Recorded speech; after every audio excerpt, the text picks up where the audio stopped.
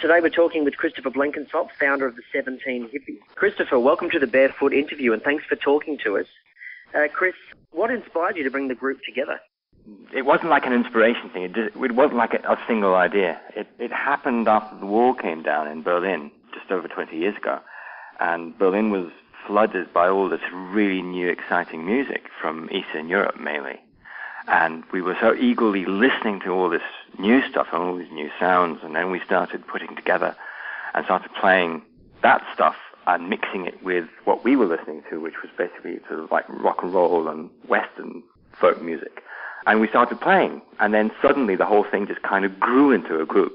It wasn't sort of like, there was no sort of like founding decision or anything, it just happened. So we're really interested to know, where did the name 17 Hippies come from? Back then, in Berlin, you would call someone trying to do something. In a lovable way, you'd call that person, and you'd call them a hippie, and you would say, oh, they're trying to get something right, but they're not really getting it that right. And so you'd say, the hippies, that's a hippie. And that's the way basically hippie was used here. And then in the beginning, we were actually supporting a band from London, and there were three of us, bass, bagpipes, and ukulele. And we walked on stage, and the guy he just couldn't believe it. He said, you're not going to play that with those instruments? This is a punk club. And we said, oh yeah, well this is going to be us. And he said, okay, what's a band called? And he really got us there. And I just offhanded said, we're the 17 Hippies. And so we went on stage, announced us as, here, from Germany, from Berlin, the 17 Hippies, and the name stuck. And so we've been called that ever since. And you were only three back then as well? We were only three. That's very clever. The music's been given its own name, really. They call it Berlin style. It's really a mixture of melodies and rhythms from all over Europe. I think you just said that yourself. But how would you describe it? Is there other than this Berlin style name, is there a way that you would describe the type of music that you play? Well, we mix music. That's one thing, and we mix it with sort of like in a very rhythmical way. So it's more or less dance music, or danceable anyway. And the special thing about it is no percussion. So, like, people have listened to us and then said, well, now I've seen you actually don't play with percussion. But if you hear the music, you'd always, assume that percussion was in. So that was where people were starting to say, hey, this is different. It's just, they rock out, these people, and they do it without drums. So your music is probably most popular in your home country, but do you find that when you go to other countries, say within Asia or America, do they respond well to your performances? In the beginning, of course, we were nervous because we actually started playing in France.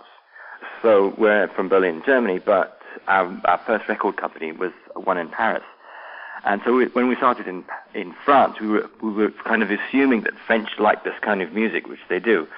And then when we came to Germany, that was actually the first time we got nervous. Will Germans like this? And it turned out to be okay. And it's been going on like this. And then 3 years ago, we went to China for the first time. And this was a huge audience, outside place, and we were told that these people had never actually seen a rock or a pop concert before. Wow. And it was amazing because we got out in front of all these people. We were really, really nervous. And they just didn't really know what to do in the beginning. Obviously, some people have been watching YouTube, so they were going, do you practice headbanging with this kind of music? Maybe not.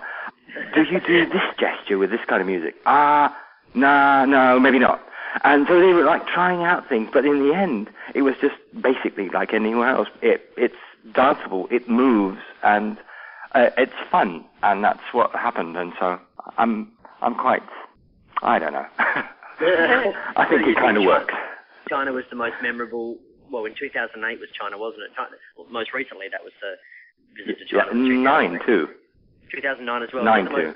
Most memorable concert for you so far? To be honest, the most memorable one was when, again 2 years ago, we played in Algeria. And now that's a country that's difficult actually to get to. And we were on tour in Algeria and playing in this little town, Tlemcen, which is on the border to Morocco. And it's really weird there because I was expecting desert, but it's actually green and lush and really beautiful. And we were playing in this hall full of like young people going crazy. It was mad. And then after the show, And I was thrilled. I was like really excited. We got off stage, and backstage there, of course, absolutely no alcohol. So it's like, like little sort of Arabic sweet kind of things. And you have this and you drink tea, which is sort of like, oh yes, okay, we drink tea here. And then we walked out of the place, and the entire audience was still there. They hadn't left. Oh, wow. And it was raining. And it was like, wow, this is Algeria. It's raining. What are all these people doing? And they just waited for us to talk to us. Well, finally, because they do have the internet, but they don't talk to anyone from outside of the place. So here was everyone in this town just stood there just saying, hey, what's it like to do this? What's it like to be able to go on holiday? What's it like to being able to travel? Or what's it like to, I don't know, go to a concert you want to see?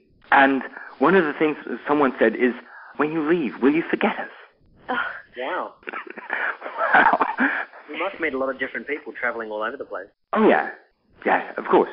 That is the biggest part of fun when you do travel. You meet great people, and you say, hey, this is what you want to do. That's what traveling is about.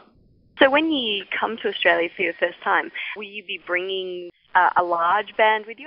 We'll be 12 people on stage, and we're bringing our sound guy who's part of the band. So. Excellent. You're bringing all 13 members? Actually, one member dropped out because our cello player got married a few years ago. I read that you had a replacement come in, and that brought some new life and some new excitement to the music. We have a friend coming in because our clarinet player there's something going on.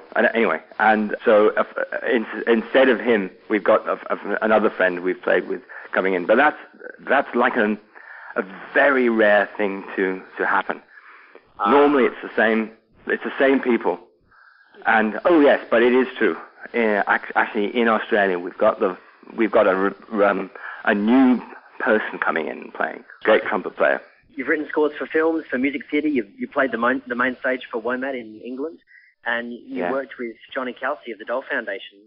I mean, that's insane. Right. What from all of those things, or anything else that you can think of, has been the most memorable part of your band's career to date? I couldn't answer that. I'm very sorry, because depending on my mood and depending on things, it's like if you mentioned Johnny Kelsey, we saw Johnny Kelsey play with a band from America a couple of years ago. Seeing him on stage was, I want to play with that guy.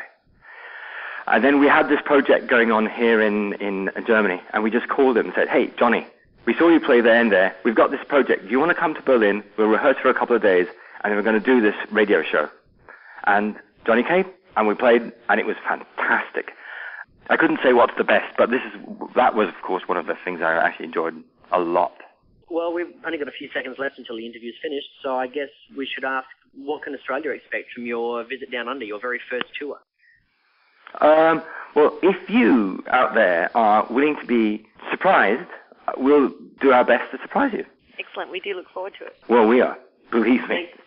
Thank you so much for talking to us, Christopher. It's fantastic. We're really looking forward to seeing you at WOMAD, Adelaide, and good luck for the whole tour of Australia and understand New Zealand WOMAD as well. We can't wait to see you down under.